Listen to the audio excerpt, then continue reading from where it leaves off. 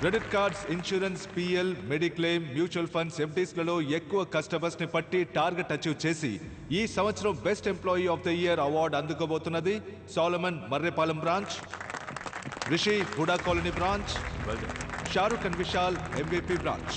వీళ్ళందరూ 5 days Goa trip ని గెలుచుకున్నారు. Give them a big hand. మిగతా వాళ్ళు కూడా వీళ్ళలాగే అన్ని ప్రొడక్ట్స్ లోనూ టార్గెట్ ని అచీవ్ చేయాలి. సార్, చాలా మంది క్రెడిట్ కార్డు వద్దంటున్నారు సార్. టార్గెట్ అచీవ్ చేయడం కష్టంగా ఉంది. మురళీధర్, బాబు, కస్టమర్లను బోన్ పెట్టి పట్టాలి. బోన్ మాత్రమే పెడితే ఎలుక పడదు. అందులో ఎండు చేప పెట్టాలి. ఎండు చేప? నీ అన్నదమ్ములైన నిన్ను నమ్మి 50 రోజులకు వడ్డీ లేకుండా నీకు అప్పిస్తారా? మా బ్యాంక్ ఇస్తుంది అని చెప్పు. క్రెడిట్ కార్డు తీసుకోండి సార్, అవసరం వస్తే వాడుకోండి, లేదా ఓ మూల పడేసి ఉంచండి చెప్పు. తప్పకుండా తీసుకుంటారు. 50 రోజుల్లో డబ్బు తిరిగి కట్టకపోతే 36% వడ్డీ, వడ్డీకి వడ్డీ. అప్పు 3 నెలల్లో డబుల్ అవుతుంది. ఇవన్నీ చెప్పొద్దా సార్?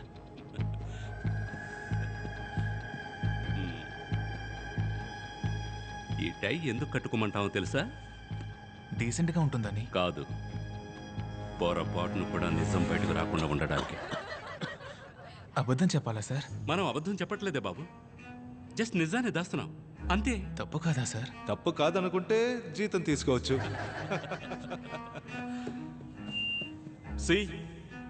నువ్వు చేస్తే నీ కుటుంబాన్ని ఎవరు కాపాడతారు? ఇన్సూరెన్స్ చేయమని మనం అడుగుతున్నప్పుడు ఇంకొక మనిషి వచ్చి కాపాడతాడనే పరిస్థితి వచ్చేంత వరకు మనం ఇన్సూరెన్స్ని విక్రయించవచ్చు. డబ్బులు లేకపోతే కుక్కలు కూడా నిన్ను పట్టించుకోవనే పరిస్థితి ఉన్నంత వరకు loan, debit card, credit card అన్నిటినీ విక్రయించవచ్చు. All the best. ప్రేమ్, ఆ కుర్రాన్ని వేరే ప్రోడక్ట్కి మార్చు.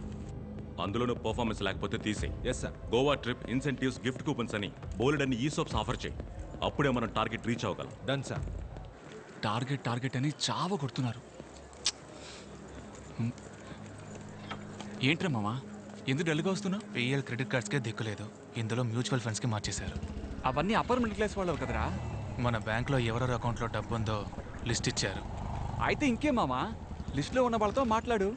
Next year best employee award మనం తీసుకుందాం. గోవా టూర్కి మనం వెళ్దాం.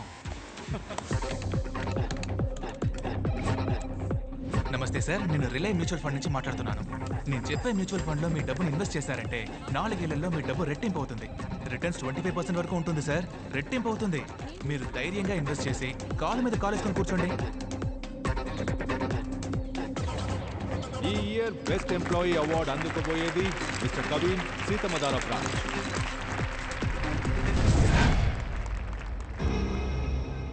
బ్యాంకులు అధిక అప్పులిచ్చి దివాళా తీసే పరిస్థితిలో ఉండగా యువ బ్యాంక్ రిలే మ్యూచువల్ ఫండ్ సంస్థ దివాళా తీసినట్టు ప్రకటించారు. 5 లక్షల కోట్ల ప్రజల 25,000 కోట్ల రూపాయల పరిస్థితి ఏంటి? సిబిఐ విచారణ ఆరంభం. న్యూస్ లో ఏదేదో చెప్తున్నారేంటయ్యా? ఏమయ్యా, నిన్ను నమ్మే కదయ్యా డబ్బు పెట్టాను. నేను మీ బిడ్డలంటోడిని, నన్ను నమ్మి వెయ్యండి అని చెప్పావు కదా.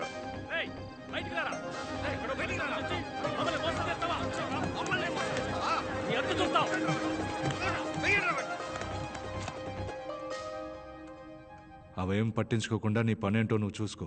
ఏంటి సార్ ఇంత తేలిగా చెప్తున్నారు? మన బ్యాంక్ జస్ట్ మ్యూచువల్ ఫండ్స్లో పెట్టుబడి పెట్టమని రికమెండ్ చేసింది. మ్యూచువల్ ఫండ్స్ వాడు షేర్ మార్కెట్లో పెట్టాడు, లాస్ అయింది. మనమేం చేయగలం? వెళ్ళు బాబు, నీకు ఇవన్నీ అర్థం కావు. అర్థమయ్యేలా చెప్పండి సార్, లేదా పోలీసుల దగ్గరికి వెళ్తాను. నువ్వు అందరి దగ్గర సంతకాలు తీసుకున్న పేపర్స్లో కంపెనీ నష్టపోతే డబ్బు తిరిగి రాదని రాస్తుంది. అది చదివి చూపించావా? అయితే ముందు నిన్నే లోపలికి తోయాల్సి వస్తుంది. 5 లక్షల మంది డబ్బు, 25,000 కోట్లు లాస్. ఇదంతా ఎలా జరిగిందని వెళ్ళి జనానికి చెప్తే అర్థం కాలేదని పోతూ ఉంటారు. డబ్బు అంటే ఏంటి, డాలర్ ఎందుకని వరల్డ్ రిజర్వ్ కరెన్సీ, ఎందులో పెట్టుబడి పెట్టాలి, ఎందులో అసలు పెట్టుబడే పెట్టకూడదు, దేనికి అప్పు తీసుకోవాలి, దేనికి అప్పు తీసుకోకూడదని ప్రజలే తెలుసుకోవాలి. వాళ్ళని వాళ్లే కాపాడుకోవాలి. మనమేం చేయగలం చెప్పు? అంతా టైం అనుకోవాల్సిందే, అంతే. నేను మీ బిడ్డలంటోడిని, నన్ను నమ్మి వెయ్యండి అని చెప్పావు కదా. వాళ్ళని వాళ్లే కాపాడుకోవాలి.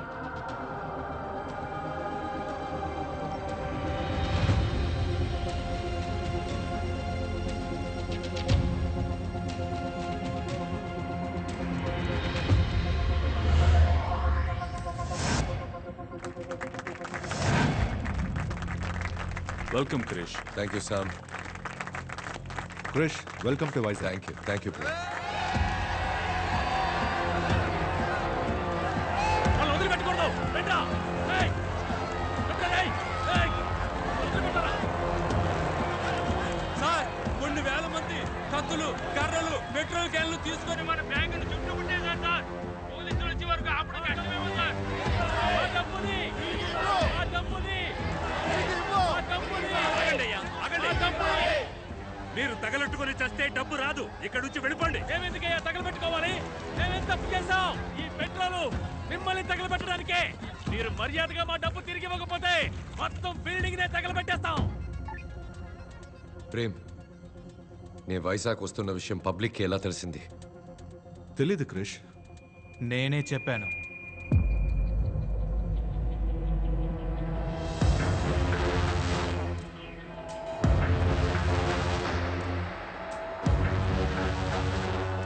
ఈ రోజు మీరు డబ్బు తిరిగి ఇవ్వకపోతే ఇక్కడి నుంచి ఒక్కరు కూడా ప్రాణాలతో బయటికి వెళ్ళలేరు.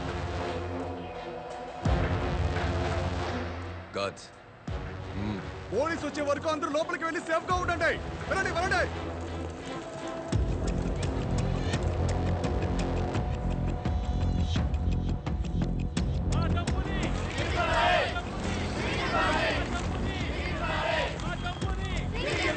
తప్పకుండా తప్పకుండా.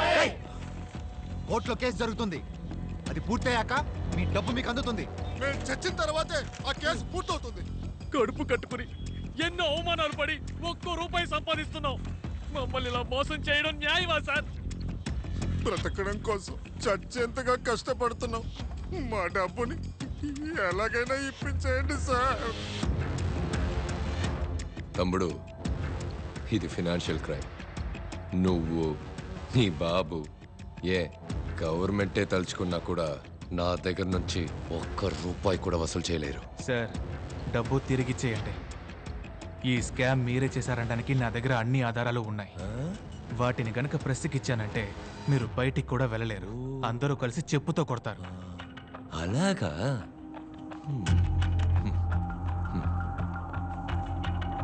కొన్ని సంవత్సరాలకు ముందు ఒక క్రికెట్ టీం ఫ్రాడ్ చేసిందని బ్యాన్ చేశారు. జ్ఞాపకం ఉందా? దానికి దీనికి ఏంటి సార్ కనెక్షన్? ఉంది. ఆ క్రికెట్ టీం కొన్ని సంవత్సరాల తర్వాత మళ్ళీ ఆడడానికి వచ్చింది.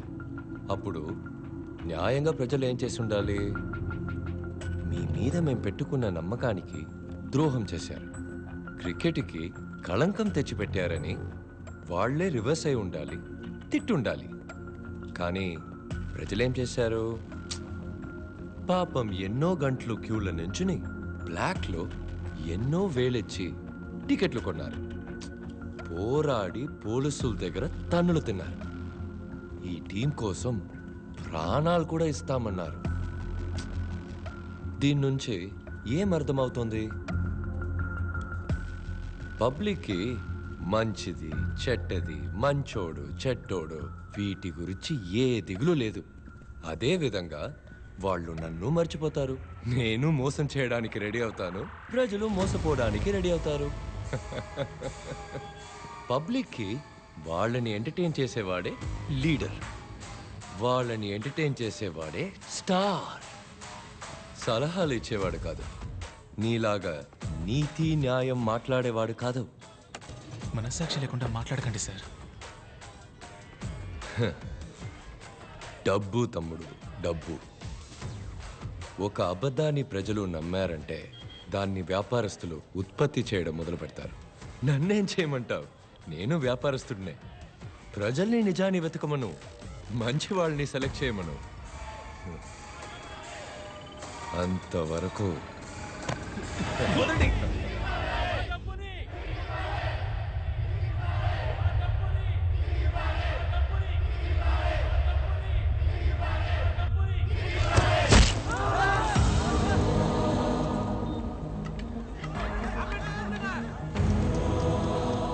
పబ్లిక్ బిల్డింగ్ పగలకొట్టి లోపలికి వచ్చి మన యోర్ బ్యాంక్ స్టాఫ్ ని పైనుంచి కిందకి తోసేశారు. మీ ఫ్రెండ్ ఏసీ ఇంకా ఏం చేస్తున్నారు? లాఠీ చార్జ్! అందరూ ఇక్కడి నుంచి వెళ్ళిపోండి.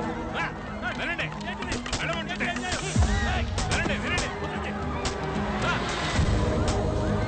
రేయ్, వదలండి. మోసం చేయాలని చూస్తారా?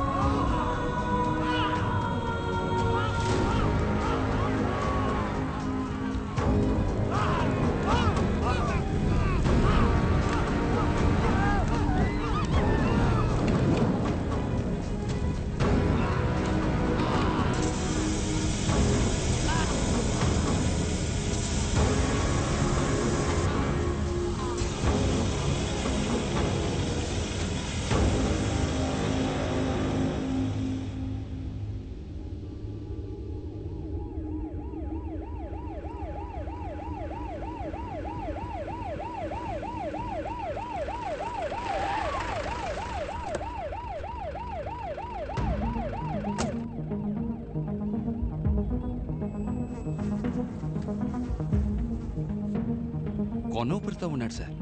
నొక్కేమంటారా?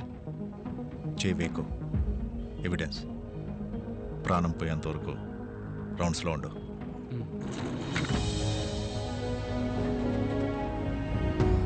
7వ అంతస్తు నుంచి పడిన చావరా నువ్వు.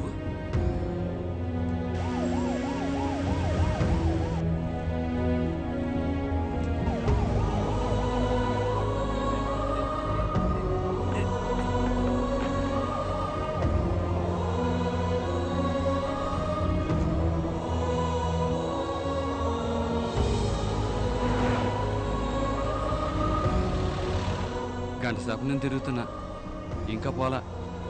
నొక్కేస్తాను, పోస్ట్ మార్టంలో చూసుకోండి.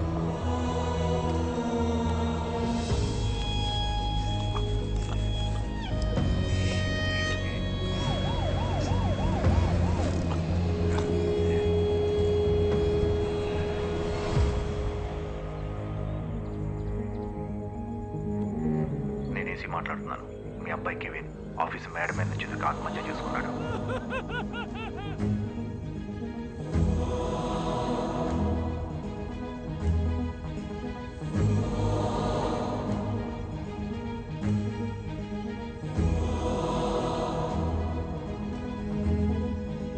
Your bank relay mutual fund company వ్యాపారంలో నష్టం ఏర్పడి దివాలా తీసినందువల్ల దాని మీద నేరపత్రిక దాఖలు చేయడానికి ఎటువంటి ఆధారాలు లేవని పోలీస్ శాఖ న్యాయస్థానంలో తెలిపింది. బడుగు వర్గాల నుంచి మొదటిగా చదివి ఉద్యోగానికి వెళ్ళాడని సంతోషపడ్డాను. ఆడిని చంపేశారు. మనం ఏమీ చేయలేకపోతున్నావే. మనం ఏం చేయగలం చెప్పు? మన దగ్గర డబ్బు లేదే, బలం లేదే. కొట్టినా చంపినా దేవుడా కాపాడు కాపాడు అని గోడు పెట్టుకుంటాం, కానీ రావడం లేదే.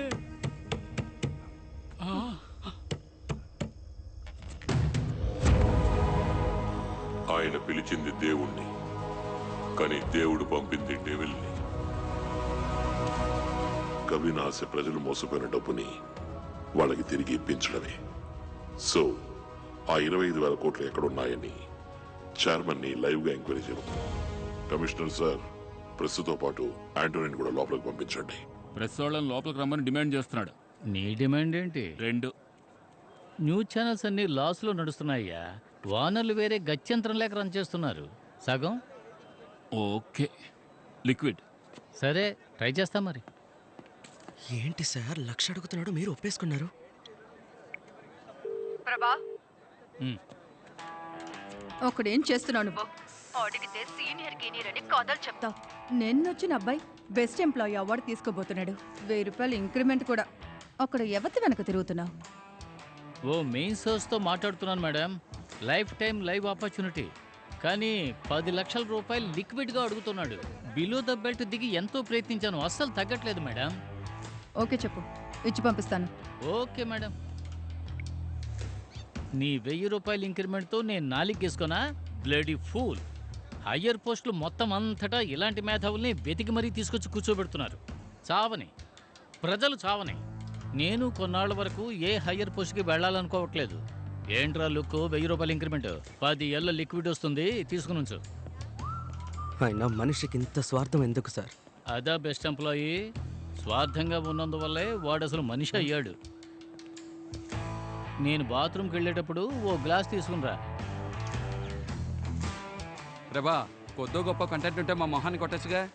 బ్యాంకు ముందు సెల్ఫీ దిగి మీ ఛానల్ ట్విట్టర్ అకౌంట్లో పెట్టు. ట్రెండ్ అవుతుంది. ట్విట్టర్ వాడైనా సంపాదించుకుంటాడు. చూస్తున్నాను, చెప్పు సార్. లైవ్ ఎలాగైనా కట్ చేయమని చెప్పి చైర్మన్ని కాపాడండి సార్. 15% కమిషన్ తీసుకోవడానికే తలపురాణం తోక్కొస్తుంది. మీరు అంత తేలిగ్గా 25,000 కోట్లు ఎలా కొట్టేశారా? మా బాబు చదువుకోమన్నప్పుడే విని ఉండాలి. సారీ నాన్న. బిఏ అమౌంట్లో సగం కావాలి, లేదా మీరే చూసుకోండి. నేను మీకు తప్పకుండా ఇప్పిస్తాను సార్, కాపాడండి ప్లీజ్. నాన్నగారు చదువా పవర్ అని అడుగుతారు కదా సార్. ఏం కమిషనరు, ఏంటి డీజీపీ సెంట్రల్ మినిస్టర్ ఫోన్ చేస్తే తీవా? ఈ లైవ్ రాకూడదు. పోలీసులు లోనకు పంపు, ఆ నెత్తుకొచ్చి. సారీ సార్, ప్రజల ప్రాణాలకు ఆపద వస్తుంది. చెప్పింది చెయ్యి, నేను చూసుకుంటాలే. మీరు చెప్పింది అలాగే టైప్ చేసి ఓ సంతకం పెట్టి పంపండి. పోలీసులు లోపలికి పంపిస్తాను. జీ విన్నారా? ఏం చేయమంటారు? ఎప్పుడు చేసేదే. మరి చేసేద్దామా? ప్రభా ఈ పని చేస్తే 2 కోట్లు ఇస్తాను. సమజ్కి అర్థమైందా? సార్ ఎంతన్నారు? 2 కోట్ల రూపాయలు. 2 కోట్ల? Yes, please help. డన్. ఏయ్ ప్రభా, 10 నిమిషాల్లో లోపలికి వెళ్ళాలి. నువ్వు కెమెరా. బావా నేనెందుకు లోపలికి? వెళ్ళాలి. మా సార్ లోపలికి వెళ్తే దుమ్ము దులిపేస్తారు. No doubt. వెళ్ళండి బెస్ట్ ఎంప్లాయీ. ఏం మాట్లాడుతున్నావు? నేను లోపలికి వెళ్తే ఛానల్ న్యూస్ ఓడిస్తాడు. మీరు వెళ్ళండి.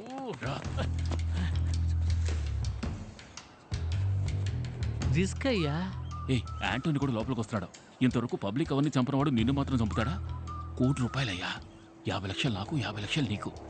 50 లక్షలా? సరే, అది చూసేద్దాం.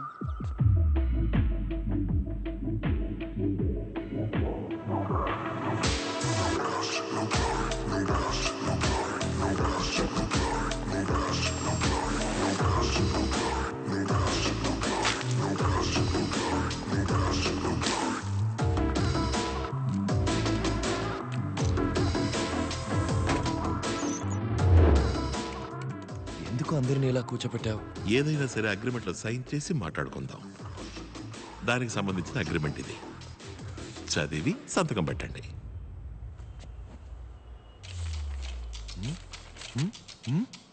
లెటర్స్ ఇంత చిన్నవిగా ఉన్నాయేంటి? మీ బ్యాంక్ ఫామ్ లో అక్షరాలు ఏ సైజు అదే సైజు చైర్మన్ సార్.